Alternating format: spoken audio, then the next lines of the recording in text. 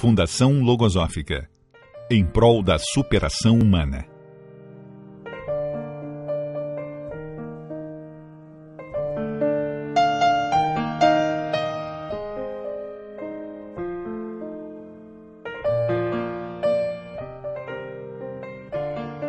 Muito bem, gente amiga, meus distintos, queridos telespectadores, quero saudá-los com meu fraterno, caloroso, afetuoso abraço, falar da nossa gratidão pela audiência que tanto nos honra, tanto nos prestigia. Todas as vezes que eu falo de um tema como este, a evolução humana, maior de todos os ideais, eu sou tomado por dois sentimentos. O primeiro sentimento é de humildade mesmo. Humildade que vem de humus, terra fértil, pronta para receber a semente. Eu não conheço um ser humano vivo neste planeta que possa dizer que domina este tema. Portanto, tem que ser humilde mesmo. Por outro lado, eu sou tomado também por um sentimento de convicção. Que estes minutos que nós vamos ficar juntos, querido telespectador, minha telespectadora, podemos trazer coisas muito significativas para a nossa vida. Pode fazer um enorme diferencial para a nossa existência, as coisas simples das quais iremos falar. Hoje pela manhã eu acordei com um dia muito bonito, um dia de sol brilhante. Logo depois o tempo ameaçou nublar. Isso me sugeriu uma analogia que eu quero compartilhar.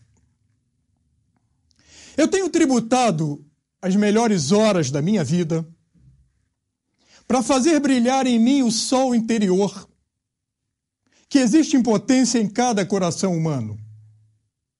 Esse sol que ilumina a nossa estrada, a nossa vida. Mas a chuva deve ser bem-vinda.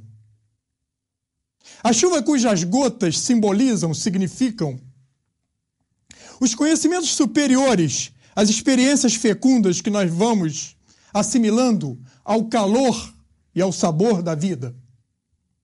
São essas experiências que vão abastecendo os mananciais do mundo interno, da nossa inteligência, da nossa consciência, onde o nosso espírito individual haverá de saciar sua eterna sede de evolução.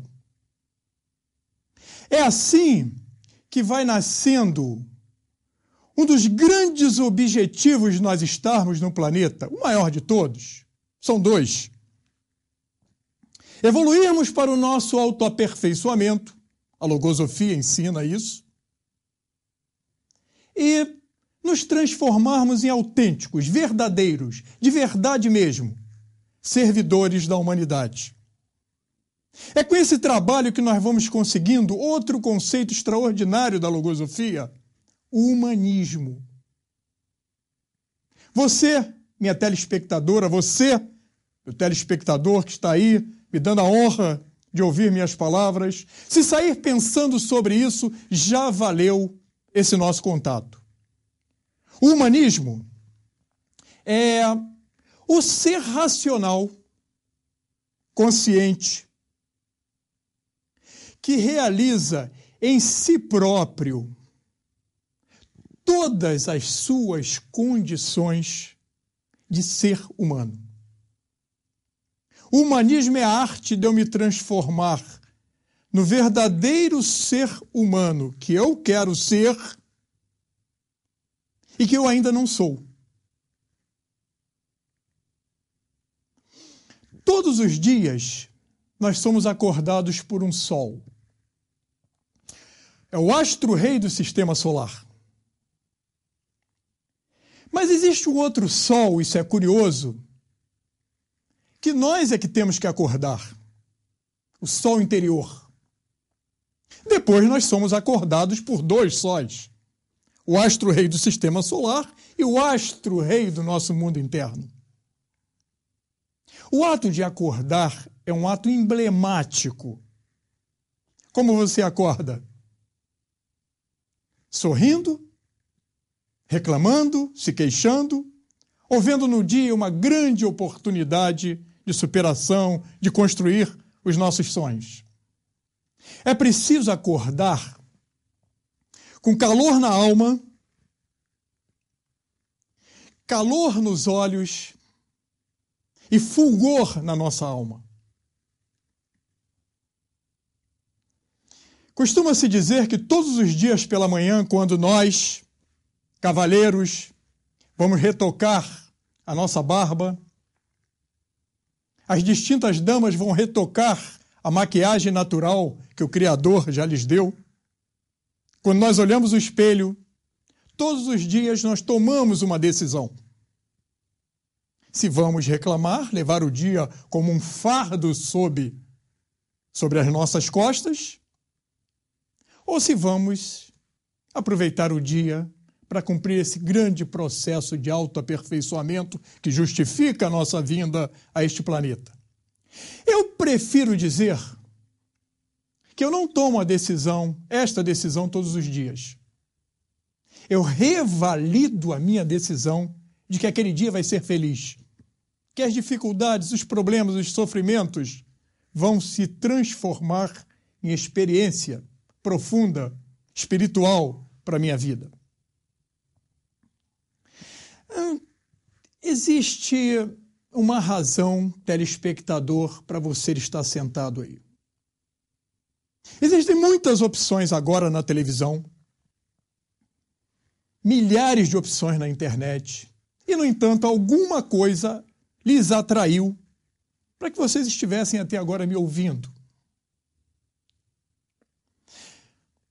Existe uma explicação para isso. O autor da Logosofia, González Pecote, nos diz que as ideias formam grandes famílias espalhadas por todo o mundo. Essas ideias se buscam umas às outras com a mesma ternura, com o mesmo carinho, semelhante aos humanos. O que acontece é que essas ideias, elas ficam caladas, quietinhas, imóveis, até que um acontecimento feliz as reativa. Eu espero, meus queridos telespectadores, que esse contato, essas nossas palavras possam se transformar num acontecimento feliz, reativador dessas grandes ideias. Nós viemos ao mundo sem fralda e vamos sair dele mais despidos ainda, porque não levaremos sequer a pele que veste o nosso corpo. Mas podemos sair do mundo elegantemente vestidos, com um traje extraordinário das experiências, dos conhecimentos que vamos adquirindo quando elegemos a nossa superação como ideal superior da vida. Um grande problema do mundo é a fome. Milhões de pessoas não vão se alimentar bem hoje. Muitos sequer terão o que comer. Temos um mundo com muitas bocas famintas e falta alimento suficiente. Mas do mundo que estamos falando aqui, neste mundo acontece o oposto. Há um excesso, uma abundância de alimentos e falta a fome. Falta a fome da alma. Muitos não percebem. Quando temos sede, fome física, corremos para saciar nossa fome, nossa sede. Mas essa fome da alma de saber, de conhecimento, de experiência, nem sempre é percebida. Mas não quer dizer que não sintamos os seus efeitos, que aparecem em forma do vazio interior e da depressão, que é um mal do século, que tem assolado tantas e tantas almas. Viemos ao mundo, se saírem pensando sobre isso, também valeu muito o nosso contato. Todos nós viemos ao mundo para tomarmos uma grande decisão. A maior de todas, a mais divina, a mais elevada, a mais sublime. a mais sagrada decisão. Que decisão é essa? Viemos ao mundo para tomar a decisão de que nossa vida não pode transcorrer apenas no plano físico. Viemos por uma grande razão, e essa grande razão deve se transformar numa causa para a nossa existência. Viemos ao mundo para cumprirmos um processo de autoaperfeiçoamento, que a logosofia chama de processo de evolução consciente. Muitas pessoas tomam milhares de importantes decisões na vida, mas não percebem, às vezes, que vieram ao mundo para tomar essa grande decisão de se autoaperfeiçoar. E assim os dias vão passando e não vai se cumprindo a grande razão de nós estarmos aqui. É por isso que quando o final do ano se apresenta, o ano está passando como uma flecha, observem isso. Quando chegamos no final de ano, muitas pessoas dizem: eu trabalhei tanto, viajei, me esforcei tanto, fiz tantas coisas, mas tenho a sensação de que não realizei nada para a minha vida. Parece que os dias correm como um líquido sobre os nossos dedos, deixando apenas a umidade de uma vida insípida e sem grande significado, quando o que nós buscamos é uma vida plena de significados. Eu tenho observado que um grande problema do mundo é o analfabetismo. Continua um grande problema do mundo, um grande problema no nosso país. Há um analfabetismo silencioso, mas muito grave também. O analfabetismo funcional. Recentemente foi divulgada uma estatística assombrosa. 38% dos universitários brasileiros são analfabetos funcionais. Eles conseguem ler, mas se o texto for um pouco mais complexo, ele não consegue traduzir nas próprias palavras o que está lendo.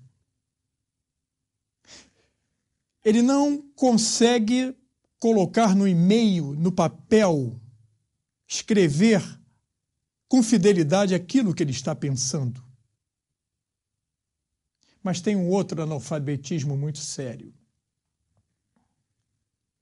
São analfabetos também aqueles seres que não entendem a linguagem da criação, a linguagem do seu mundo interno, que a vida está a cada momento nos oferecendo. São analfabetos aqueles que não conseguem escrever o seu próprio futuro, que não está escrito.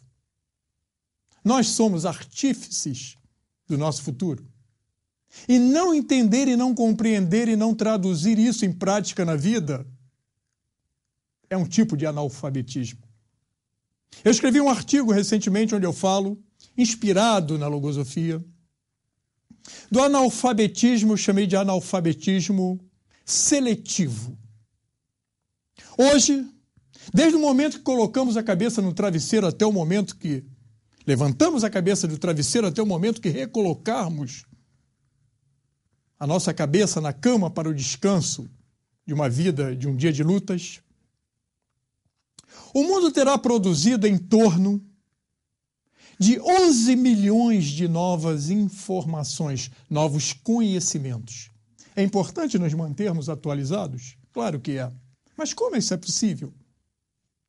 Com essa carga enorme de informações e conhecimentos que o mundo produz a cada instante, é preciso aprender, cultivando nossa mente, nossa inteligência, é preciso aprender das coisas com as quais tomamos contato, extrairmos aquelas mais importantes. Das coisas mais importantes, nós precisamos criar a habilidade de extrairmos aquelas que são fundamentais.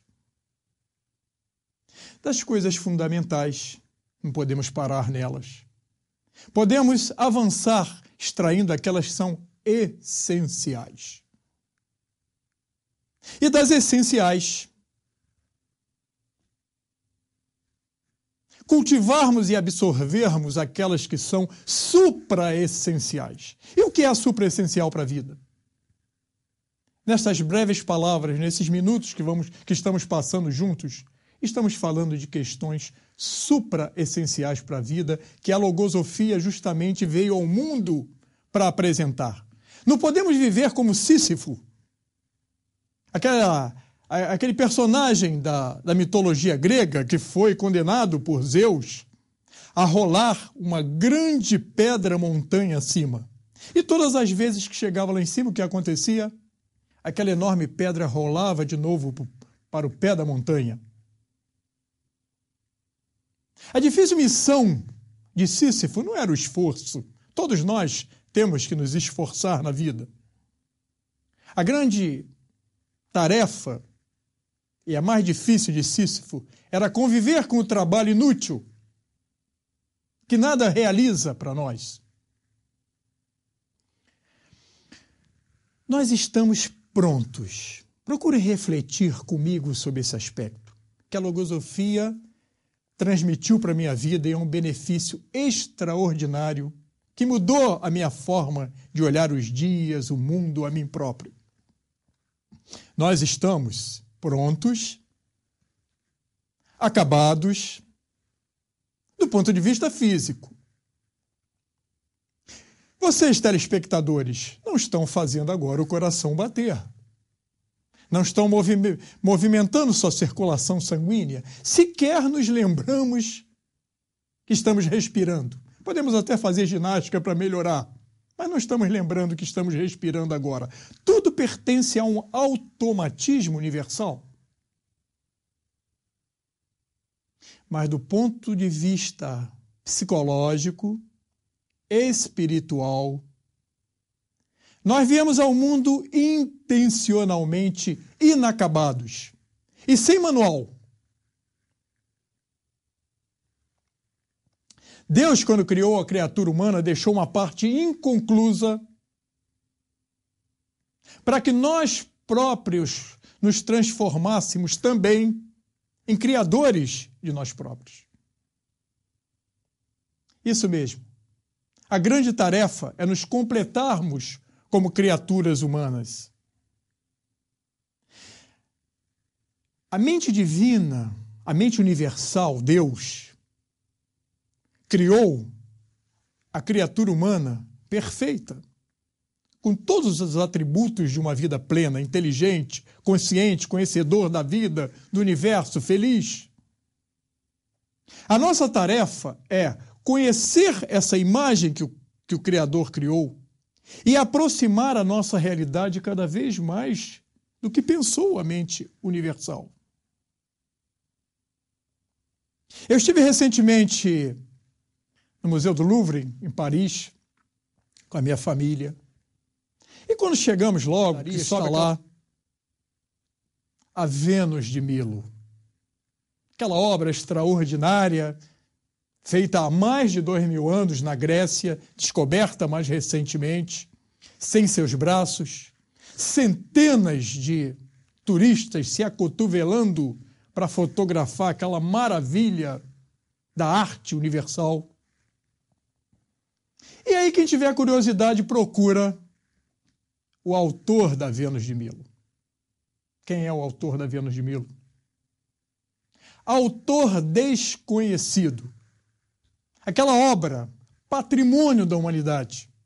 Autor desconhecido. O autor não levou o mérito da sua bela escultura.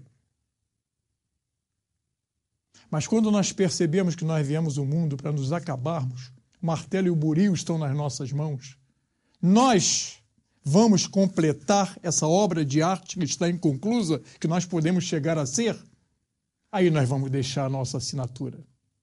Porque tudo que nós construímos é a lei universal de herança. A herança de si próprio. Isso vai para a nossa herança que não vai acabar num túmulo. E lá está a nossa autêntica, verdadeira assinatura. Por isso, um dos ensinamentos dos tantos e tantos da sabedoria logosófica de Gonzales Pecote, o criador da logosofia, que muito me emociona esse ensinamento, é o inefável prazer de viver. Não se experimenta enquanto não olhamos a nossa vida como a maior obra, o maior trabalho que se pode realizar. E que desse trabalho haverá de nascer uma obra de arte que nos pertencerá eternamente. Mas para isso é preciso conhecer o tempo. Para isso é preciso conhecer também o tempo como lei universal. Quando nós vamos assinar um cheque, passar o nosso cartão de crédito numa compra, qual a atenção que nós depositamos neste ato? Toda possível, afinal de contas é o produto, do meu trabalho que lá está. Eu tenho que saber, eu confiro cada letra, cada número. Eu tenho que saber, quando passo o cartão de crédito, que o bem que eu estou adquirindo, numa relação custo-benefício, corresponde ao valor que eu estou pagando. Eu não posso errar. Nós não costumamos errar. É nosso dinheiro, nosso trabalho que está ali.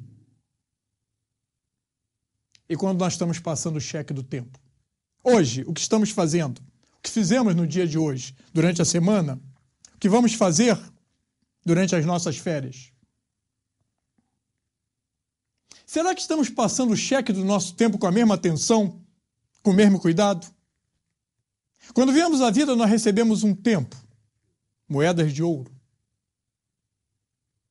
Tempo que se vai é vida que se perde, porque tempo é vida. Que é jogado, aquela moeda de ouro é jogada no ralo, quando esse tempo é desperdiçado. Vamos acompanhar juntos essa imagem. Olha só. As pessoas acordam, tomam um café,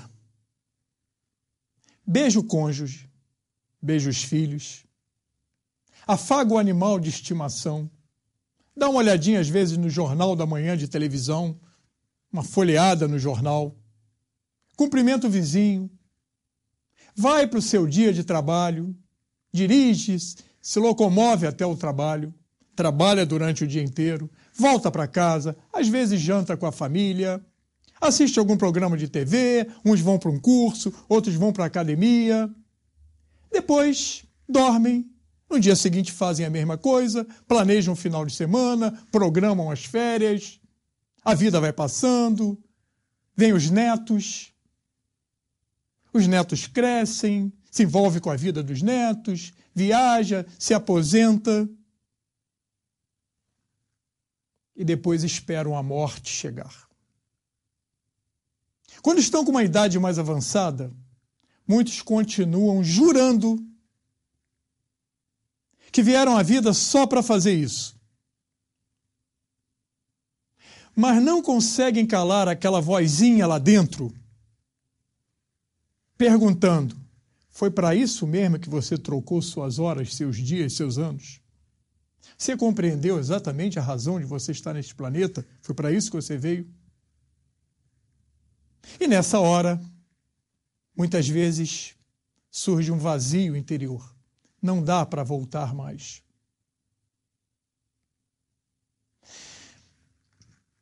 A felicidade é como pérolas. Tudo que nós fazemos na vida, os cursos, a criação dos filhos, os bens materiais que nós construímos, o trabalho que nós realizamos, até a família que nós construímos, as viagens que fazemos, são como pérolas. O que acontece é que essas pérolas vão ficando desencontradas e acumuladas e amontoadas. Essas pérolas não formam um colar. É assim que elas vão se quebrando, se sujando e até se perdendo. O que é preciso fazer? É preciso encontrar o fio unificador das pérolas. Aí sim, esse fio forma, com essas pérolas, um colar que nós vamos envergar no pescoço da nossa existência. Esse fio unificador, esse grande significado que nós encontramos para a vida, quando nós abraçamos esse significado como um ideal para a nossa existência, porque isso é um grande sonho. Viemos à vida para construir sonhos. Costuma-se dizer que os sonhos são como as estrelas. Nós nunca as alcançaremos, mas são essas estrelas que nos guiam. Eu prefiro dizer que os sonhos são satélites naturais da alma humana. Estão distantes, mas são absolutamente alcançáveis. Os sonhos, as promessas que nós fazemos para nós próprios, aqueles ideais que estão lá no fundo, eles não morrem com os tropeços. Eles deixam de existir, meus queridos telespectadores, com o golpe fatal da nossa desistência. E suponho que eu não esteja sendo ouvido agora por desistentes. Quando minha filha Kelvin nasceu, hoje é uma moça, havia um surto de roubo de crianças em maternidade no Rio. Eu não confiei na segurança da maternidade. Ela nasceu prematura, foi para a incubadora. E para me permanecer a noite toda guardando aquele pequeno ser que já inspirava o meu mais profundo amor. Os sonhos também não são roubados da nossa maternidade mental? Quantas promessas você já fez a si próprio, que seguramente lhes faria mais feliz, e não se transformou numa feliz realidade?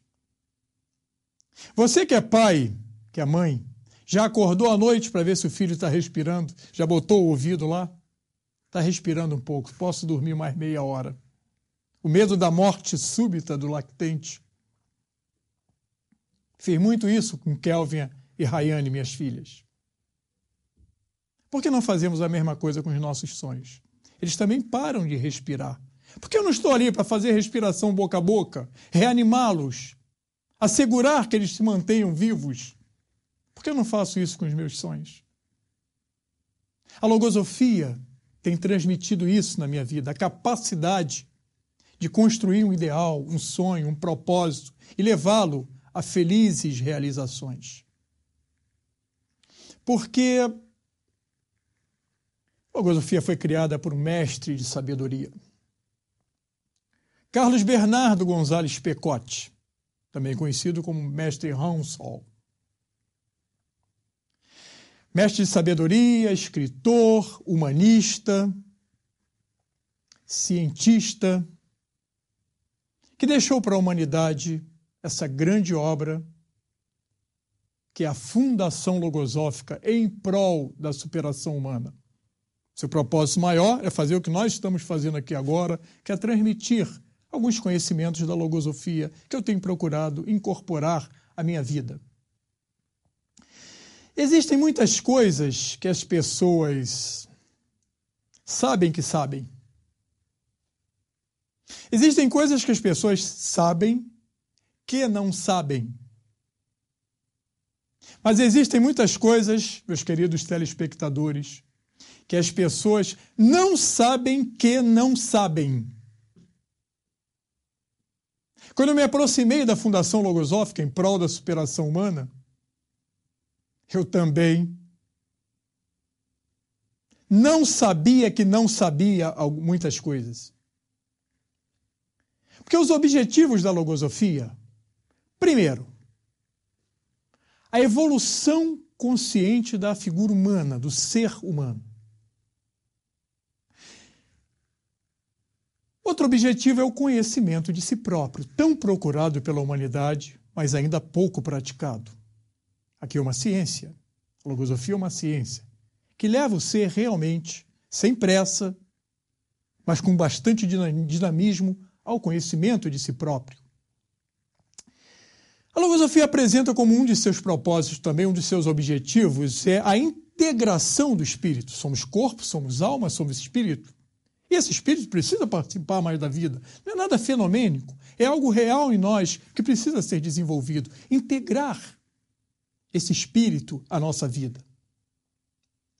Temos mais um objetivo também, que é o conhecimento de um sistema. A logosofia apresenta a mente como um sistema mental, com diversas faculdades. Entender uma coisa, compreender é outra, observar é outra coisa, a razão é outra faculdade. Então, o conhecimento do sistema mental, a edificação de uma nova vida e de um destino melhor, também é um dos objetivos da logosofia que ela propõe ao ser humano. E também ao desenvolvimento da capacidade de aprender, de estudar, de ensinar e de realizar. São conhecimentos que a logosofia apresenta, isso em forma de seus objetivos, que nós convidamos que todos se aproximem mais da Fundação Logosófica, entrem no site, conheçam um pouco mais sobre a Fundação Logosófica, uma instituição sem fins lucrativos que veio ao mundo justamente para apresentar essa grande concepção dos conceitos. Como isso mudou minha vida. O conceito, observem que tudo que nós fazemos na vida é um efeito de uma causa, que são os conceitos. Um deles é o conceito de vida, um dos mais importantes. Se perguntar qual o seu conceito de vida, aquilo que você escrever, pensar, responder, é exatamente como está sendo a sua vida, porque nós vivemos de acordo com os nossos conceitos. É preciso, assim, fazer uma ampla revisão de conceitos. Eu aprendo muito isso na Fundação Logosófica, que tem feito um bem enorme à minha vida. Abrir esse guarda-roupa interno, tirar cabide por cabide, ver a roupa que serve, a que não serve, a que vai ser preservada, a que pode ser mudada. Assim temos que fazer com o conceito de Deus, universo, as leis universais, a vida, o que é o ser humano, o que é a mente, a consciência, os pensamentos e um conceito de morte. Ou vamos continuar vivendo temendo a morte e sem compreendê-la? Eu tenho trabalhado algumas questões que são fundamentais. O que é que transforma um ser em alguém que pode se dizer evoluindo? O que nos transforma em seres evoluídos? A logosofia tem trazido essa grande compreensão. Primeiro, é um ser que sabe aproveitar o seu tempo. A logosofia, ela propõe esse conhecimento do tempo como lei universal que nós passamos a usar a nosso favor. Mostra que a mente é um sistema, já falamos sobre isso, e que nesse sistema existem pensamentos que se movimentam independentemente da nossa vontade. A logosofia apresenta ao mundo a concepção de pensamentos como entidades vivas, autônomas, psicológicas, que se movimentam independente da nossa vontade, mas não pode continuar assim. Já observou quantas vezes nós queremos controlar esse mundo aqui e não conseguimos? Vem pensamentos que nós não queremos, vem preocupações que nós não queremos. Uma amiga recentemente falou: Jarbas, é interessante como às vezes eu dou uma ordem para mim mesma. Eu digo que eu não vou agir daquela forma e quando eu estou diante da situação, eu passo a agir da forma exatamente contrária à que eu queria. Claro, os pensamentos são entidades autônomas, psicológicas. Eu tenho que conhecer esse mundo. Eu não posso me olhar no espelho e ver uma pessoa desconhecida. É assim que nós vamos deixando nossa impressão digital na vida. No outro dia eu chegava em casa e minha filha Kelvin comentou com a irmã mais nova e disse: Rayane, ninguém é insubstituível. Eu disse: Nunca perca essas oportunidades. Kelvin, vamos conversar. Você disse para Rayane que ninguém é insubstituível. Eu sou seu pai, sou substituível para você? Ela disse, não, pai. Sua mãe é substituível para você? Também não, pai. Vocês são insubstituíveis.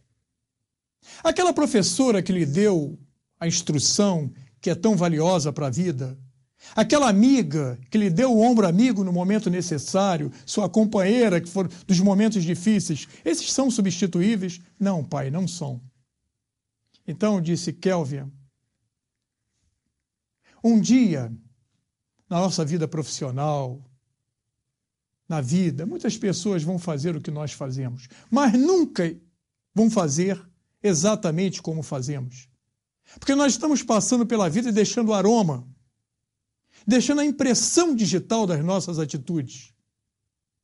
Nós podemos nos tornar seres insubstituíveis, porque quando estamos construindo a herança individual que apenas nos pertence e nos tornamos insubstituíveis na proporção que mais estendemos as mãos para os semelhantes, inclusive na vida profissional. Por que você trabalha? Por que nós trabalhamos? Trabalhar apenas por dinheiro é como estar diante de um saboroso prato de comida e comer apenas para matar a fome, desprezando todo o prazer no ato de degustar, de saborear. Trabalhar apenas por dinheiro, dinheiro é importante, mas trabalhar apenas por dinheiro é como transformar o salário no final do mês numa indenização pelas horas de infelicidade vividas durante o trabalho. Nós trabalhamos para transformar todos os setores da nossa vida, o trabalho, a vida, mas trabalhamos para transformar nosso ambiente profissional num ateliê de escultura, onde haveremos de construir essa obra de arte que somente a nós cabe realizar. Aproximem-se da Fundação Logosófica, conheçam mais os livros, a concepção logosófica, esse amplo campo de possibilidades para realizar o maior de todos os ideais, que é a nossa evolução. Foi uma honra ter dirigido a palavra para meus queridos telespectadores e até uma próxima. Muito obrigado.